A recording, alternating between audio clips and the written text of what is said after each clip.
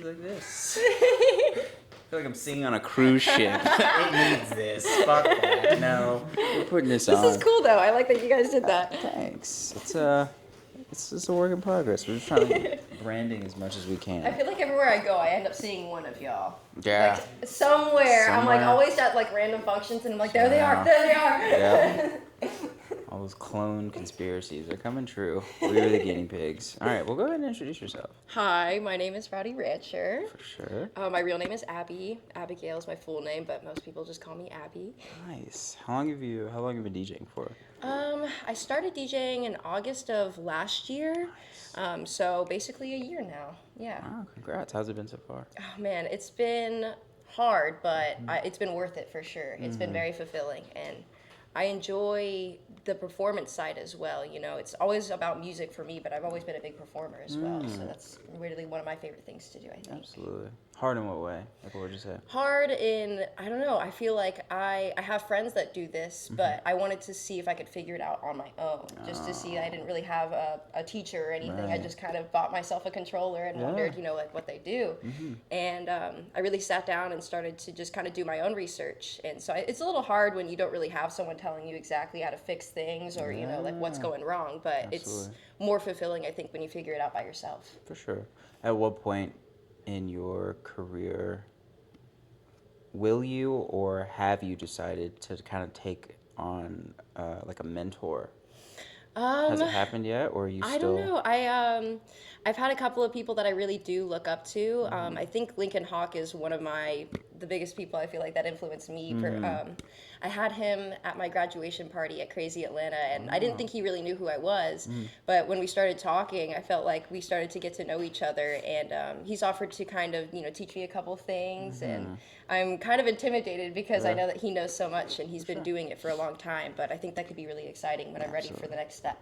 For sure. It definitely takes a village. You can't go at anything alone, especially in this industry. Networking and having a skill set that is, you know, fleshed out and sustainable enough to where you're able to be as kind of present. You're not focused on what you just taught yourself. Right. So, you know, there's a lot of, I won't say downsides, but there are a lot of things that go kind of unspoken about being self-taught about something. And especially if you're going out and showing people it, it's like a lot of psychology that kind of ropes into it. But I hope you figure that out. Thank you. I appreciate it. What about the name? How'd you get? Oh man, the name, that's interesting. So I feel like I haven't even really been going to raves for that long. I'm actually going to my first Lost Lands in like 10 days. I'm super excited. Nice. But I feel like I started raving when I got to college. I want to say my freshman year. So I was 19 years old. I'm 22 now. So I really haven't been doing it for super long, but I love going to Iris. And one day I decided to make the ultimate like party hat because I felt like all of these regulars had their own little niche, their own little outfit. And I was like, I want an outfit. And I decided that I wanted to do something crazy with a hat. And I felt like the cowboy hat, I kept seeing it everywhere, but I wanted to kind of take it to the next level and establish myself. And at first I just started wearing it as like a costume to go to Iris, but then people started recognizing me and I was like, I could do something with this, you know, like start a brand with something I already have, you know? So it kind of just took off from there. I didn't really expect it to, but I actually started out as Jolly Rancher when I was doing like my college frat parties and stuff. And then when I started to take it a little bit more seriously, I was like, I can't just steal a candy name. Right. And so now it is what it is. Cease and desist letters on the way. Jeez Louise, that's awesome. You have coasters made too. Can we break that? Can we show them the coaster? Get a coaster because these are... All right, so who made these? My stepdad made those. My family's always been super supportive of everything I do, and I don't know, I've got a lot of memorabilia with cowboy hats and little animals around my house just from my family because they always support me. Even though they don't really understand what it is, they think I'm playing like the Cupid Shuffle. But. Wow, that's crazy. And like, you know, things aren't a competition out here. We're all here to like plur or whatever the fuck, but you motherfuckers don't have coasters. That's so cool. And you got a bunch of them. I do. And the holder says Rowdy Coasters. This is a whole conglomerate. That's why I was like... We can make more if you want them. I walked in here, I was like, Rowdy Rancher, and she's got coasters. She's like a billionaire's daughter. I started thinking about conspiracies. Like, are these for sale? They could be. Yeah. Definitely sell these for sure. All right, I'm not going to... That's fine. Anyway, so drum and bass... why?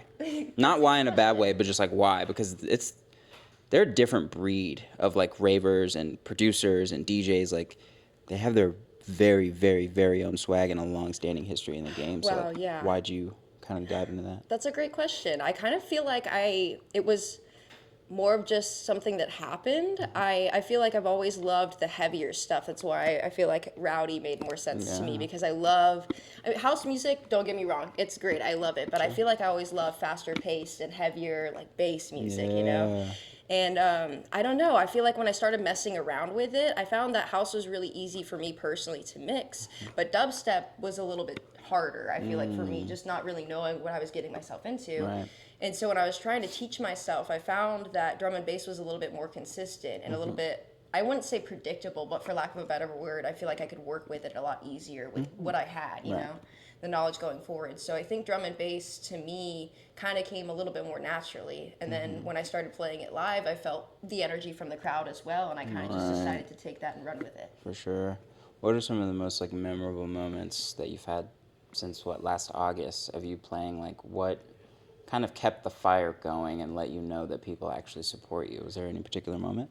Yeah, I think there was one time at Crazy Atlanta, and Ricky Raw, the man that runs Party in the Future, he's always been one of my biggest supporters, and I really appreciate him kind of taking me under his wing and giving me the opportunities to really get my name out there.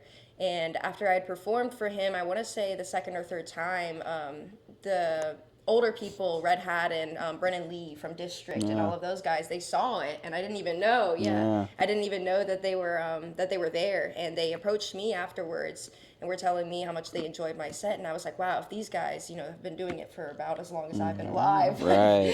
I don't know, if they really enjoyed it, then I feel like I could, you know, keep going with this and maybe see what's up, because I never expected it to even go this far, but I'm proud of how far I've come, and I hope that I keep moving forward. For sure.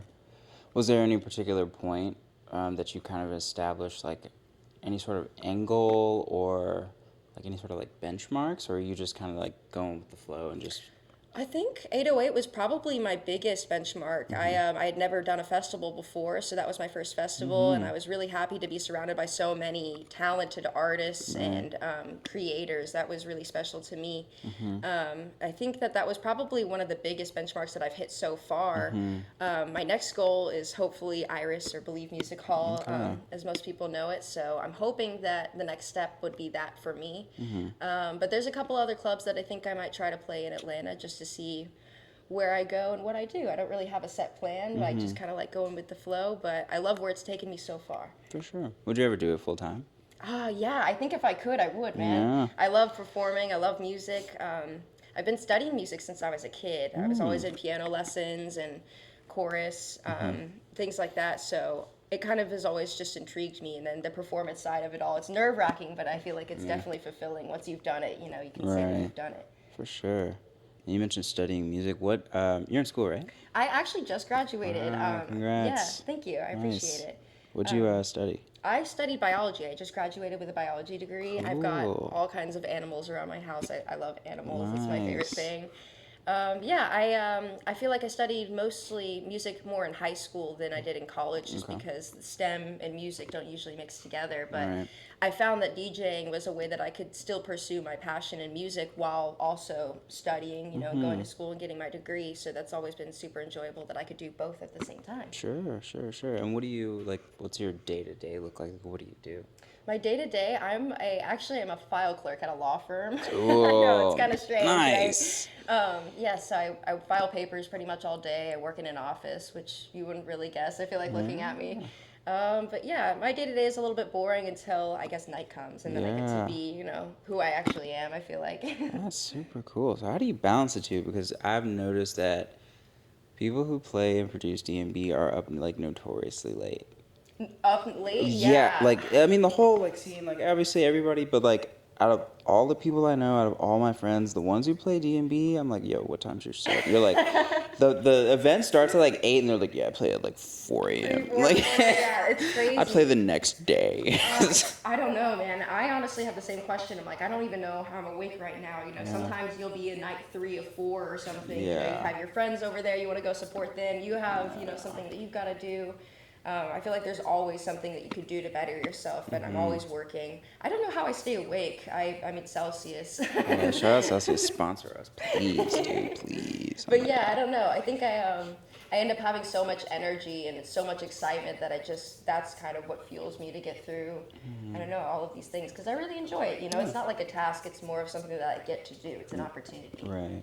What's like your, I guess, go-to workflow or process when you're putting together a set? Do you just kind of like throw a bunch and then just like weed it out, or? Yeah, I think it takes me a couple weeks to put together a full set list depending on what it is. I always make sure I check with the company and just make sure that it's what they're looking for too. I make sure I look at what the crowd is doing. Right. You know, I just did Dragon Fest, so I put a couple like anime references in there. You know, I like to know who I'm playing for. Absolutely.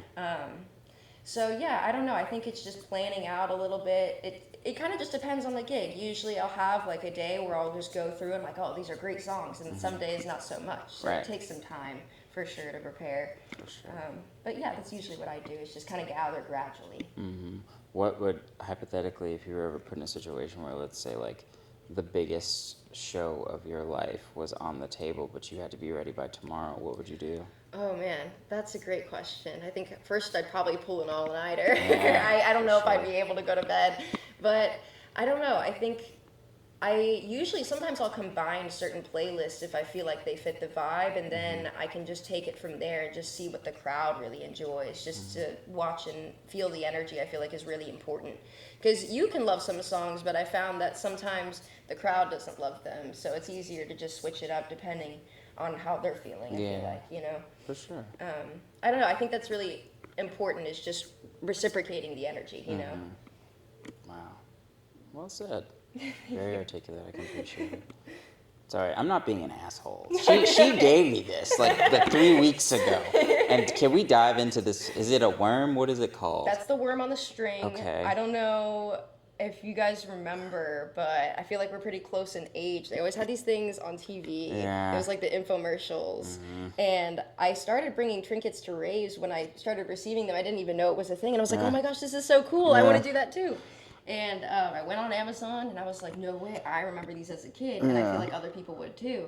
So I started bringing them and hanging them on my other hat. And I don't know, I just really like the look of people's face when they remember what that is and they feel that nostalgia, like bringing them that little piece of happiness that they can take around with them. And I don't know, I like that people give them out too. It's I don't know, spreading the love is what I love doing. Absolutely. What's like been your favorite toy or trinket that you've gotten? I really like those sensory slugs. What I is don't know if that? you've ever seen them. They're like little plastic slugs. They make noise. They go like on keychains. They're pretty cute. Okay. Shout out Sensory Slugs. Sponsor us. Trying to get sponsored by all the toys. That's dope. Wow. So we've covered a good bit of kind of everything, but in terms of like, aside from like, I guess like what you do, like how would you describe yourself like as a person? Like when you're not working, when you're not DJing, like what's your, like, what are you eating? What are you listening to that's not EDM? Like, do you have road rage? Like, what? I feel like I don't have road rage. I'm not a very angry person. That's good. I love going out and hanging out with my friends. You know, I feel like that's part of why I like performing so much. It's just I'm already there anyway, you know. I love reading, actually. I'm really big into like scary books and movies. That's one of my favorite interests. And I love Animal Crossing. Animal Crossing is one of my favorite games. That's fire. I'm trying to think. I have a pet bunny that I usually spend time with. He's really sweet. Yeah, I don't know. I just love spending time with my friends and kind of doing creative things every now and then. I used to paint a lot. I've kind of fallen out of it, but yeah, I really just love creating. That's one of my biggest passions for sure. That's dope. Do you plan to kind of get like back into that, or is it something that you, I guess, like picked up because you enjoy it? Is it like, are you just naturally creative, or are those things like staple parts in your life? Like, I don't know. I think I've always naturally been drawn to creating things. I don't know if I've always been good at it, but I love doing it. right. And I don't know, I think that's what I'm focused on for the future. I'd love to start producing as well. That's another thing that I know nothing about, and I'd love to just kind of dig into it. It's really intimidating, but I think that I've got I don't know. I've got a good base knowledge of what I've done so far, and I Yeah. think I'm ready to take the next step and just see what I can do, you know? Absolutely. Now, is this going to be a task that you kind of like dive in, like self-taught feet first, or are you looking for I don't know. I've had mentors? a couple people. I know Death by Decaf on Instagram, Mm-hmm. and I think that I'm gonna pair up with him and maybe a couple other people. Alien, Meteorite, yeah. Yeah. Maybe just see what we can come up with. I don't know. Yeah. I think that there's a lot of people that I really respect, and I don't know. I'm glad that I've been able to meet them in this scene, and I'd love to see what we can do together because I think that could be really interesting. For sure. That's dope. Wow. Well, we're gonna get you to sign this giant key. Okay. Yeah. As a symbol of all your hard work. I'm gonna try to make up some more bullshit questions while you sign it. Okay. Let's see. I Is don't there a know. particular place you would like me to Oh sign? no, you gotta sign all of it. Well, do we have all the colors? We should start asking people the colors because we do have red, green, and blue. Oh, So We got blue. That's it. Oh, red and blue is actually fine with me. it's really. What is your favorite color? Pink. Okay. Do you have any pink hats on the way? Ooh, I've seen a couple that are enticing. I don't know what I would do to them. I don't want to buy them just plain, you know? Yeah. Whoa, we got more. We haven't had purple yet. Are other people going to sign this? I don't want to take up too much space. You're the first. The first and only. Sure are. Wow. If there was anywhere, huh? What? Yeah, one day people are gonna like actually look all the way at the end. People are actually saying, Yep. That's why they gotta watch the interviews. Cause I'm lying with a straight face on every interview. Wow, that's amazing. If you could play or travel anywhere, like music related, like where would you go? Just based on you playing D&B, like what entices you? Wow, I guess D&B, the UK, man. I feel like that's the only answer. Absolutely. They love drum and bass, and I've Absolutely. never even been. I've been to Europe once or twice, but I haven't been towards the UK, and I think that music scene and that would be super crazy to get into. They know sure. way more about it than I do, Yeah. and I know that they're super passionate about it. So I'd love to get Absolutely. with some like real D&B ravers. If you had to take like a shot in the dark, where do you think your artistry like would evolve? Like, do you have any like subconscious like, I guess like feelings or kind of motives that may lead you in a different direction? I don't know. I think if I put enough work into it, I think I could eventually start touring. I don't know where. I would love to, just because I feel like I'm so new to everything. I think I'd have to really, nail down a couple spots. But I'd love to just travel and show people what I've got. Yeah, hell yeah. Do you have anything upcoming? Upcoming. Anything that people need to know? I know that Lost Lands is coming up, so Yeah. I'm mostly preparing for that. For but sure. I do think I am going to start doing the producing and starting to really dig my hands into seeing what that's all about. Hell yeah. And creating some of my own projects, For sure. And how do you prepare for a festival? I don't know. I guess one that I'm just going to. I like to come up with the crazy outfits first. Yeah. I think I always have to find Outfits something in my first. head and try to execute that as best as possible. I actually get a lot of my clothes and stuff from Amazon. Nice. I don't know. I just Cool. kind of pick a couple things and start to run with it and see if it works. So I think the biggest part of planning for a festival is what I'm going to wear. Absolutely. Wow. Well, hold up the key. We're gonna do the thumbnail, even though we don't do this anymore. Cause it's a video, so like we gotta take a picture for the thumbnail. Otherwise, Okay. it'd be crap. But